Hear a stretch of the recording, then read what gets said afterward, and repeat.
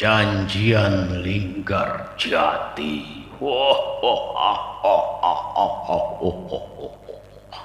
Perjanjian inilah yang bakal menguak sejarah panjang bangsa Indonesia sampai ke akar-akarnya, sehingga kita dapat berkaca dan menjadikan sejarah sebagai pembelajaran, bukan sebagai media gagah-gagahan. Sebab sejarah adalah peristiwa silam yang dari sanalah suatu bangsa akan belajar untuk memperbaiki diri dari kekurangannya dan mempertahankan yang sudah dianggap baik, sehingga cita-cita untuk menjadi bangsa yang besar dan berdiri sejajar dengan bangsa maju lainnya dapat diwujudkan. Oke guys, kita perjelas sedikit agar pikiran bisa lebih segar untuk mengingat kembali catatan perjalanan sejarah bangsa kita yang sekarang dikenal dengan sebutan Negara Kesatuan Republik Indonesia. Memang proses berdirinya negara Indonesia ini jarang diangkat ke permukaan karena dianggapnya kurang heroik dan tidak seru untuk ditampilkan. Akhirnya lebih memilih imajinasi berjuang merebut kemerdekaan dari pemerintah Belanda ketimbang menceritakan proses kemerdekaan yang sebenarnya. Dengan lebih menonjolkan kisah perjuangan merebut kemerdekaan dari penjajah, cara ini secara tidak langsung telah menanamkan rasa kebencian serta sifat balas dendam di dalam jiwa sanubari bangsa Indonesia yang pada dasarnya justru berjiwa pemaaf, lapang dada dan murah hati. Sekalipun kepada orang yang sudah mendolimi, kita diajarkan untuk ikhlas memaafkan serta melupakan semua kesalahannya. Apalagi terhadap bangsa Belanda yang sudah mempersatukan suku-suku yang ada di Nusantara ini, kemudian mendirikan negara Hindia Belanda yang merupakan cikal bakal berdirinya Negara Kesatuan Republik Indonesia. Oleh karenanya, cukup dimaklumi jika pada akhirnya tertanam di dalam pikiran kita bahwa Belanda itu adalah penjajah yang kejam serta menyengsarakan rakyat.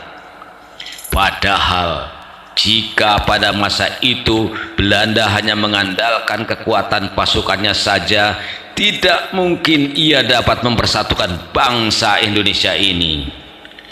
Tapi dengan cara membangun kesejahteraan lewat sistem pemerintahanlah yang menjadi modal kekuatannya, sehingga para raja dan sultan rela duduk menjadi pejabat struktur pemerintahan Hindia Belanda pada waktu itu, dan berlangsung selama kurun waktu yang cukup panjang dari tahun 1800 sampai tahun 1942.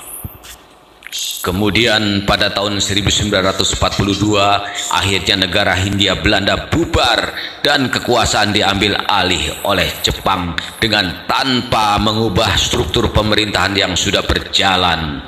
Pemerintahan Jepang melanjutkan sistem administrasi pemerintahan yang sudah dibangun oleh Belanda.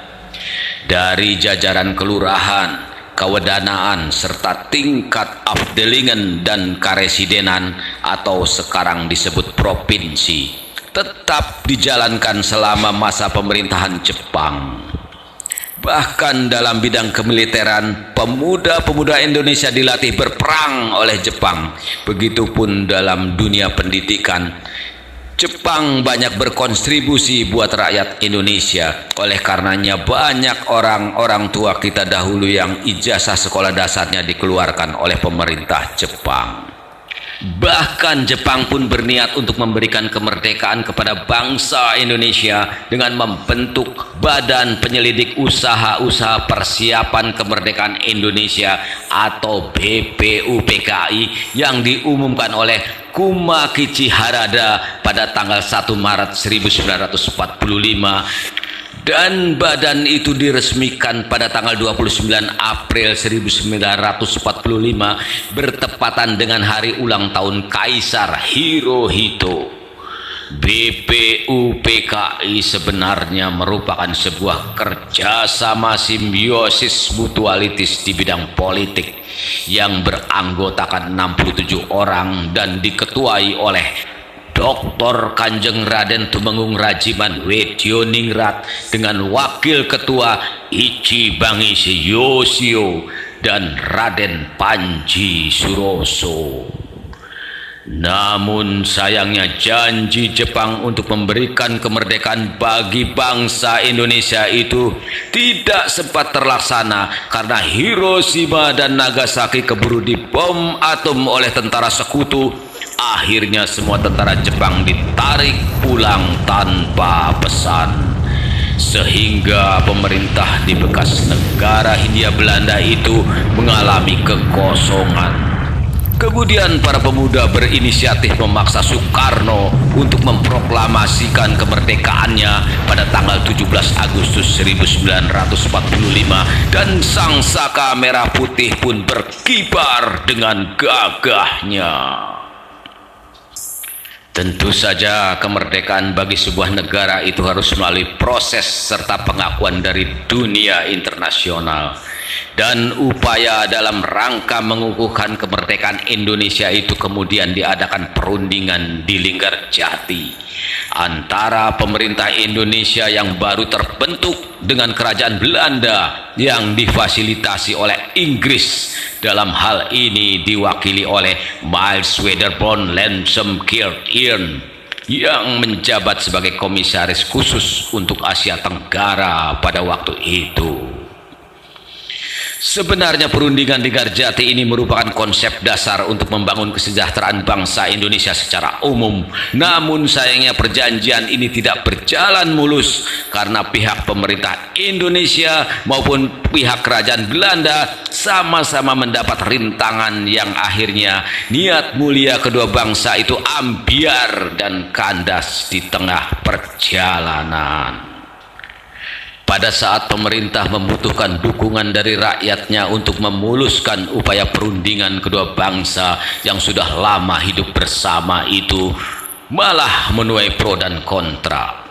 Ketika itu pihak pemerintah Indonesia mendapat kritikan atau direcokin oleh partai-partai yang ada pada masa itu, yaitu Partai Masyumi, PNI, Partai Rakyat Indonesia, dan Partai Rakyat Jelata. Mereka berpendapat bahwa perundingan Linggarjati itu adalah merupakan bukti lemahnya pemerintah Indonesia untuk mempertahankan kedaulatan negara Indonesia. Kerjanya cuma bisa bikin masalah aja.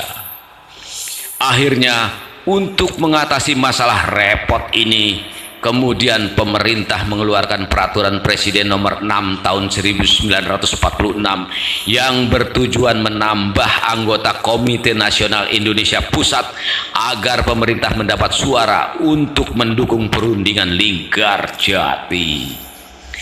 Padahal seharusnya partai-partai itulah yang memberikan dukungan jika benar-benar ingin menjadikan Indonesia sebuah negara yang kuat, sebab negara baru merdeka, bukan malah mengkritik.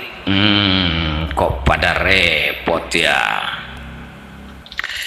Padahal ketika Belanda masih berkuasa selama 142 tahun, tak ada yang berani bicara, apalagi teriak merdeka.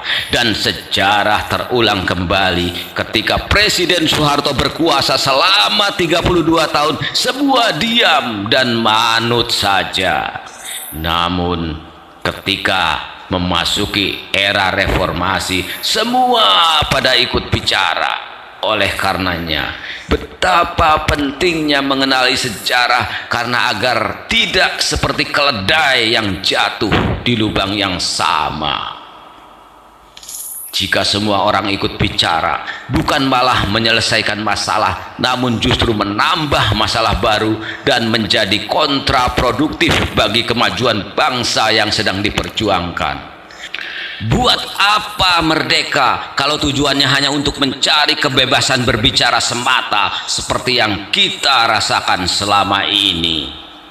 Apalagi yang ditanamkan di dalam pikiran kita adalah rasa kebencian terhadap penjajah Belanda, bukan rasa syukur serta ucapan terima kasih kepada mereka yang sudah mewariskan sebuah negara besar bernama Indonesia. Akhirnya, ketika memasuki era reformasi, kesempatan ini tidak dijadikan sebagai sarana introspeksi, namun dianggap sebagai era kebebasan untuk mengumbar kebencian serta sikap balas dendam.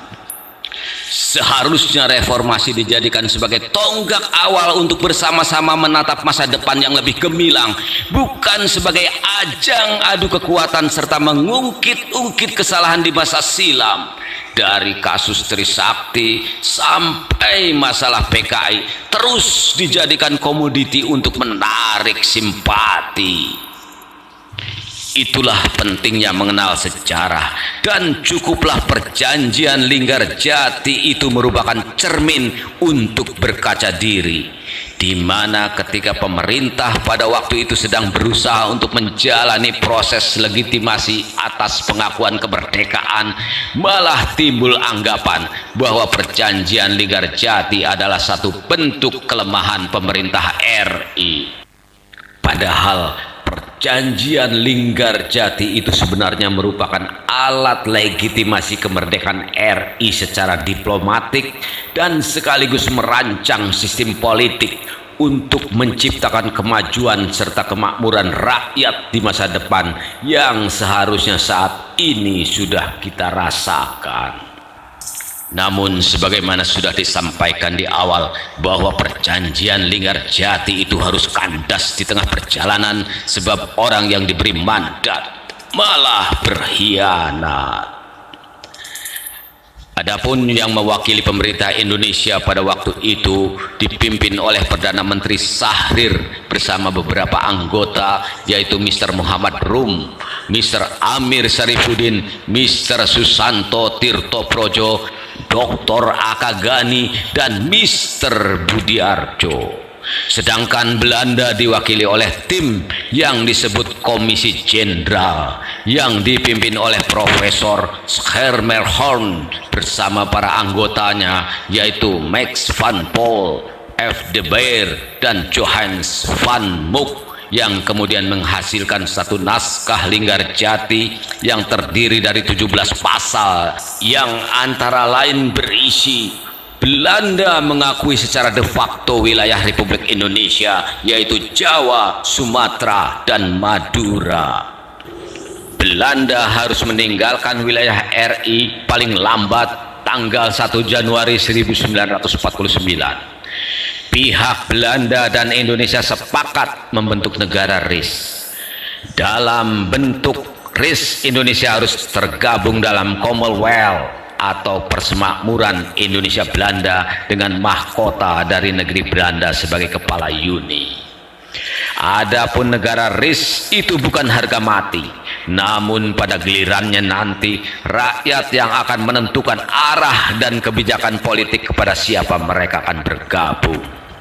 Sungguh sebuah hasil perundingan yang sangat menguntungkan bagi bangsa Indonesia, namun sudah menjadi sifat manusia yang senantiasa dikuasai oleh hawa nafsu serakahnya, sehingga pelaksanaan hasil perundingan ini tidak berjalan mulus karena Van Mook berkhianat. Pada tanggal 20 Juli 1947, Van Mook menyampaikan bahwa Belanda tidak terikat lagi dengan perjanjian ini, dan tanggal 21 Juli 1947 terjadilah perang senjata antara Indonesia dengan Belanda yang dikenal dengan sebutan agresi militer Belanda ke-1, yang sekaligus merupakan perang terbuka pertama antara Indonesia dan Belanda.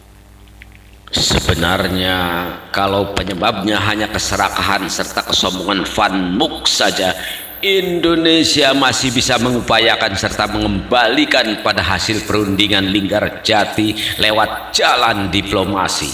Sebab kata Bang Haji, masih banyak jalan menuju Roma. Namun karena di dalam negeri sendiri dipenuhi oleh keserakahan dan hawa nafsu ingin berkuasa, maka terjadilah perang segitiga. Di satu sisi tentara Indonesia menghadapi pasukan Van Mook, dan di sisi lain harus berhadapan pula dengan saudaranya sendiri, yaitu pasukan DITII, yang dimana peristiwa itu harus dibayar mahal dengan berjatuhannya korban jiwa dari semua pihak.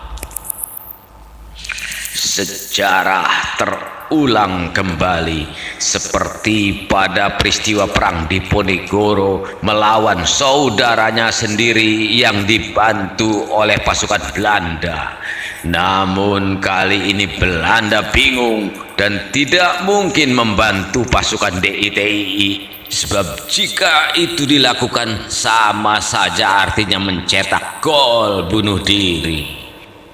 Dan pada peristiwa itu tentara Indonesia telah menunjukkan kehebatannya. Sekalipun di satu sisi berperang dengan saudaranya sendiri, dan di sisi lain harus menghadapi pasukan Belanda, tapi dapat menang dengan gemilang. Tidak seperti pada kisah perang Pangeran Diponegoro yang harus menelan kekalahan oleh Belanda.